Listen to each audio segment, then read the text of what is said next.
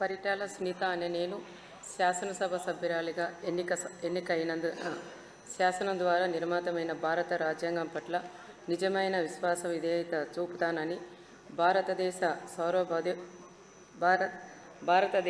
సార్వభౌమాధికారాన్ని సమగ్రతను కాపాడుతానని నేను స్వీకరించబోయే కర్తవ్యాన్ని శ్రద్ధాశక్తులతో నిర్వహిస్తానని దైవసాక్షిగా ప్రమాణం చేస్తున్నాను.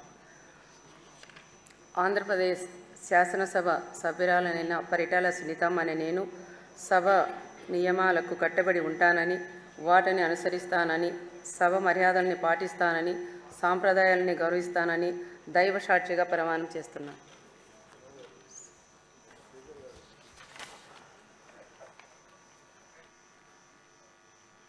శ్రీమతి విజయశ్రీ నెలవల.